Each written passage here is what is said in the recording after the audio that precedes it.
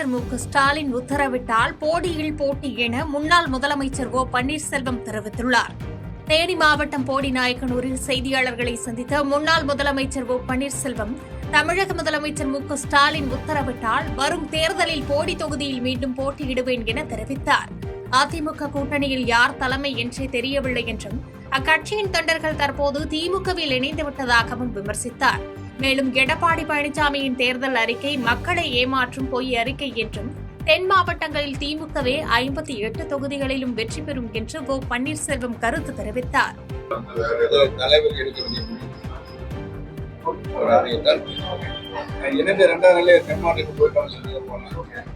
பல முறை தென்னாட்டில் நாடகம் போயிருக்கிறேன், பல தலைமை செய்த போயிருக்கிறேன்.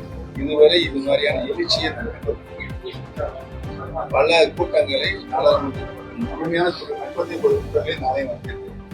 இந்த மாதிரி ஒரு எழுச்சியை நான் பார்த்தேன், ஒரு உணர்வுபூர்வமான எழுச்சி.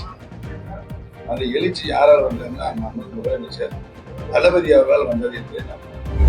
திமுக கூட்டணியில் மனிதநேய ஜனநாயக கட்சிக்கு ஒரு தொகுதி ஒதுக்கீடு செய்யப்பட்டுள்ள நிலையில் இதுகுறித்து செய்தியாளர்களை சந்தித்த அக்கட்சியின் பொதுச் செயலாளர் தமீமுன் அன்சாரி, விருப்ப பட்டியலாக 5 தொகுதிகளை வழங்கியதாகவும், குறிப்பாக நாகப்பட்டினம் தொகுதியை எதிர்பார்த்துள்ளதாக கூறினார். இருப்பினும் முதலமைச்சர் மு.க.ஸ்டாலின் எடுக்கும் இறுதி முடிவை மகிழ்ச்சியுடன் ஏற்போம் என்று தெரிவித்த தமீமுன் அன்சாரி, தொகுதி குறித்த அதிகாரப்பூர்வ அறிவிப்பு இன்று வெளியாகும் என எதிர்பார்க்கப்படுவதாக தெரிவித்தார். அது என்னங்கிறத மாண்புமிகு முதல்வர் அவர்கள் நிறைவாக முடிவெடுப்பார். அந்த முடிவை முதல்வர் அவர்கள் எடுக்கக்கூடிய இந்த முடிவை நாங்கள் ஏற்றுக்கொள்வோம். மீண்டும் நாளை அழைச்சிருக்கிறாங்க சார். 234 எங்களுடைய விருப்பம், 234 எங்களுடைய விருப்பம். நாங்கள் ஏற்கனவே போட்டியிட்டு சிறப்பாக பணியாற்றி இருந்திருக்கின்றோம். அதனால அந்த கேள்வியை கேட்குறீங்க. மாண்புமிகு முதல்வர் அவர்கள் நிறைவாக முடிவெடுப்பார். முதல்வர்கள் எடுக்கக்கூடிய எந்த முடிவாக இருந்தாலும் அதை நாங்கள் மகிழ்ச்சியோடு ஏற்றுக்கொள்வோம். அது நாளைக்கு அப்படிதான். ஆமாம், இடத்தால ஆமாம், தொகுதியோட நாளைக்கு தொகுதியை உறுதி செஞ்சுருக்காங்க. என்ன தொகுதிங்கிறத முதல்வர் அவர்கள்ட்ட கேட்டு சொல்லுவாங்க. முதல்வர்கள் என்ன சொன்னாலும் நாங்கள் ஏற்றுக்கொள்வோம். ஏன்னா எங்கள் முதல்வர், அன்புக்குரிய முதல்வர், எங்களை மிகவும் மதிக்கக்கூடிய ஒரு முதல்வர். அந்த முதல்வர் சொல்வதை நாங்கள் கண்டிப்பாக மகிழ்ச்சியோடு ஏற்றுக்கொள்வோம். தொகுதி கொடுத்தாலும் ஆமாம், நான் தான் சொல்லுவேன், 234 எங்கள் தொகுதின்னு சொல்லிட்டோம். எந்த தொகுதி கூட நாங்கள் ஏற்றுக்கொள்வோம். அதுவும் நாங்கள் எங்களுடைய விருப்ப பட்டியலாக நாங்கள் ஒரு 5 தொகுதிகளை தேர்வு செஞ்சு கொடுத்துருக்குறோம்.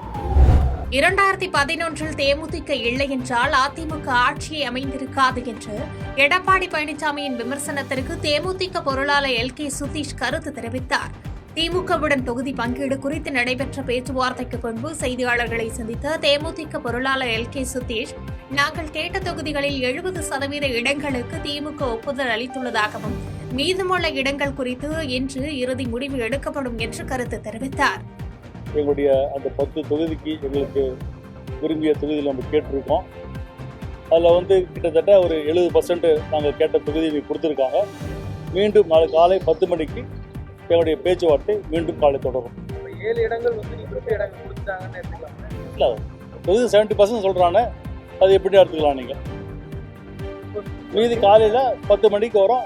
நாளைக்கு காலையில் 10 மணிக்கு ஒரு 11 மணிக்குள்ளே எங்களுடைய அனைத்து தொகுதி லிஸ்ட்டு எங்களுக்கு கட்சியுடைய பொதுச் செயலாளர்கிட்ட ஒப்படைப்போம். நான் சொல்கிறேன், காலை சொல்கிறேன். 2011 தேமுதிக இல்லாமல் அந்த அதிமுக ஆட்சியாக வந்திருக்காது. 2011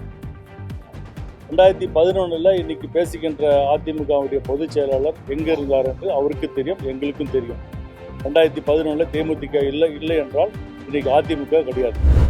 ஜாதி சொல்லி ஏமாற்றுபவர்களை நம்ப வேண்டாம் என்று சீமான் வேண்டுகோள் விடுத்துள்ளார். தருமபுரி சட்டமன்ற தொகுதி நாம் தமிழர் கட்சி வேட்பாளர் சாந்தலட்சுமியை ஆதரித்து சீமான் பிரச்சாரம் மேற்கொண்டார். அப்போது பேசிய அவர், ஜாதி பெயரை சொல்லி வாக்குகளை பெற்றுவிட்டு பிறகு உங்களை ஏமாற்றிவிட்டு செல்பவர்களை மக்கள் நம்ப வேண்டாம் என்று கருத்து தெரிவித்தார். மேலும் காசுக்கும் இலவசத்திற்கும் வாக்களிக்காமல் விவசாயத்தையும் தமிழ் தேசியத்தையும் கொள்கையாக கொண்ட நாம் தமிழர் கட்சிக்கு வாக்களியுங்கள் என வேண்டுகோள் விடுத்தார்.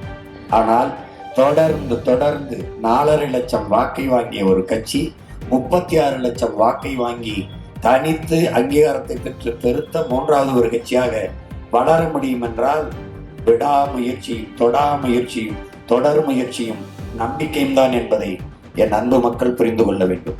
என்ன நம்பிக்கையில் எங்களை பெற்றவர்கள், எங்கள் உடன் பிறந்தவர்கள் எங்களை கைவிட மாட்டார்கள் என்ற அசைக்க முடியாத நம்பிக்கையில் நல்லதை எப்போதும் எமது மக்கள் தேர்வு செய்வார்கள் என்ற நம்பிக்கையில் வாக்குக்கு காசை கொடுத்து கொடுத்து சாதி மத உணர்ச்சியை தூண்டி சாராயம் பணத்தை முதலீடா வைத்து வாக்கை பறித்து பறித்து நீண்ட காலமாக ஒரு கொடுமையான ஆட்சி முறையை இந்த மண்ணில் நிகழ்த்திவிட்டார். இதை மாற்ற வேண்டும் என்று நினைக்கிறோம். தாளவாடியில் மகனை கொன்றவனை பழிக்கு பழி வாங்கிய பெற்றோர் கைது செய்யப்பட்டுள்ளனர். ஈரோடு அருகே தாளவாடியில் 11 வயது சிறுவன் ராகவன் என்பவரை கொலை செய்துவிட்டு ஜாமீனில் வெளியே வந்த நாகேஷ் என்பவரை சிறுவனின் பெற்றோர் அடித்துக் கொன்ற சம்பவம் அதிர்ச்சியை ஏற்படுத்தியுள்ளது. கடந்த ஆண்டு நடந்த இரட்டை கொலை வழக்கில் கைதான நாகேஷ் ஜாமீனில் வந்து மீண்டும் அப்பகுதியில் நடமாடியதை கண்டு ஆத்திரமடைந்த பெற்றோர் மாதேவப்பா தொட்டம்மா ஆகிய இருவரும் அவரை கல்லால் அடித்துக் கொன்ற நிலையில் அவர்கள் இருவரையும் போலீசார் கைது செய்து மேல் நடவடிக்கை மேற்கொண்டுள்ளனர். விஜய் வாகனத்தை பின்தொடர்ந்த கல்லூரி மாணவர் விபத்தில் சிக்கி சிகிச்சை பலனின்றி உயிரிழந்த நிலையில் அவரது பெற்றோருக்கு அமைச்சர் அன்பில் மகேஷ் நேரில் ஆறுதல் கூறினார். தஞ்சாவூரில் தமிழக வெற்றி கழக தலைவர் விஜயின் வாகனத்தை பின்தொடர்ந்து இருசக்கர வாகனத்தில் சென்ற கல்லூரி மாணவர் விக்னேஷ் விபத்தில் சிக்கி சிகிச்சை பலனின்றி உயிரிழந்தார். கடந்த மார்ச் 4ஆம் தேதி நடைபெற்ற இந்த விபத்தில் காயமடைந்த அவர் திருச்சியில் உள்ள தனியார் மருத்துவமனையில் மார்ச் 23 அன்று காலமானார். இதையடுத்து உயிரிழந்த மாணவரின் இல்லத்திற்கு நேரில் சென்ற தமிழக அமைச்சர் அன்பில் மகேஷ் பொய்யாமொழி அவரது பெற்றோருக்கு ஆறுதல் கூறினார். செய்திகளை உடனுக்குடன் தெரிந்து கொள்ள கீழ்கண்ட கேபிள் மற்றும் டிடிஎச் நெட்வொர்க்குகளில் எம்நாடு செய்தி தொலைக்காட்சியை காணுங்கள். பாதகம் செய்பவரை கண்டால் நாம் பயம் கொள்ளலாகாது பாப்பா. மோதி மிதித்துவிடு பாப்பா, அவர் முகத்தில் உமிழ்ந்துவிடு பாப்பா. அண்மை செய்திகளை உடனுக்குடன் தெரிந்து கொள்ள இணைந்திருங்கள் எம்நாடு தொலைக்காட்சியுடன்.